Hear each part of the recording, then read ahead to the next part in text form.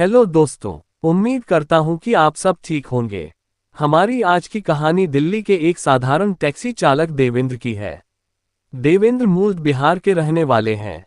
एक दिन देवेंद्र की टैक्सी में कश्मीर का निवासी बैठा जिसे एयरपोर्ट से पहाड़गंज तक जाना था। देवेंद्र ने उसको पहाड़गंज छोड़ा, अपना किराया लिया और वापस टैक्सी स्टैंड की ओर चल पड़ा। इसी बीच उनकी नज़र गाड़ी में पड़े एक बैग पर गई। बैग को देखकर देवेंद्र समझ गया कि यह उसी सवारी का बैग है जिसे कुछ ही समय पहले वह पहाड़गंज छोड़कर आया है। बैग को खोलकर देखा तो उसमें कुछ स्वर्ण आभूषण, एक एप्पल का लैपटॉप, एक कैमरा और कुछ नकद पैसे थे। सब कुछ मिला के लगभग 7 या 8 लाख का सामान था। एकदम देवेंद्र की आंखों के सामने अपनी टैक्सी के फाइनेंसर की तस्वीर आ गई। इतने आभूषण बेचकर तो उसकी टैक्सी का कर्ज आसानी से उतर सकता था। एकदम से प्रसन्न हो उठा। उनके मन में बैठा रावण जाग उठा। पराया माल अपना लगने लगा। परंतु जीवन की यही तो विडंबना है। मन में राम और रावण दोनों निवास करते हैं। कुछ ही दूर गए थे कि मन में बैठा राम जाग उठा। देवेंद्र को लगा कि वह कैसा पाप करने जा रहे था। नैतिकता आड़े आ गई। बड़ी दुविधा थी। एक ओर आभूषण सामने पड़े थे और दूसरी ओर अपनी अंतरात्मा खुद को ही धिक्कार रही थी। कुछ देर द्वंद्व चला पर अंत में विजय राम की ही हुई। देवेंद्र पास के पुलिस स्टेशन गया और बैग ड्यूटी पर मौजूद थानेदार के हाथ में थमा दिया। अब थानेदार कभी बैग में पड़े आभूषण देखे और कभी ड्राइवर का चेहरा देखे। थानेदार ने कहा कि तू अगर चाहता तो ये बैग लेकर भाग सकता था। देवेंद्र ने जवाब दिया कि साहब, हम गरीब जरूर हैं पर बेईमान नहीं। थानेदार भी निशब्द हो गया। उसे लगा कि ड्राइवर सच में गरीब तो है किंतु ईमानदार है। खैर, सवारी को उसका बैग सकुशल वापस मिल गया। देवेंद्र की ईमानदारी के इनाम के रूप में मालिक ने उसे कुछ रुपए देने की पेशकश की तो देवेंद्र ने साफ मना कर दिया। असली कथा आगे शुरू होती है। थानेदार ने देवेंद्र की ईमानदारी की गाथा एक मीडियाकर्मी के आगे सुना दी।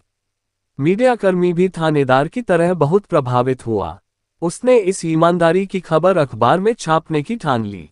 वह देवेंद्र से मिला और उसका साक्षात्कार लेते हुए पूछा कि अगर बैग में पड़े सामान की कीमत जो कि 8 लाख रुपये थी, वह उससे मिल जाए तो वह क्या करेगा।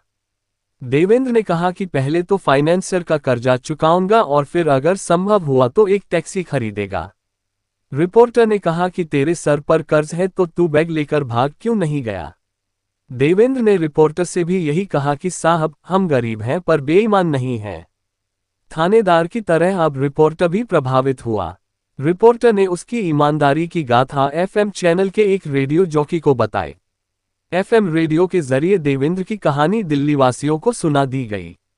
साथ ही साथ दिल्ली वालों को देवेंद्र के कर्ज के विषय में भी बताया गया।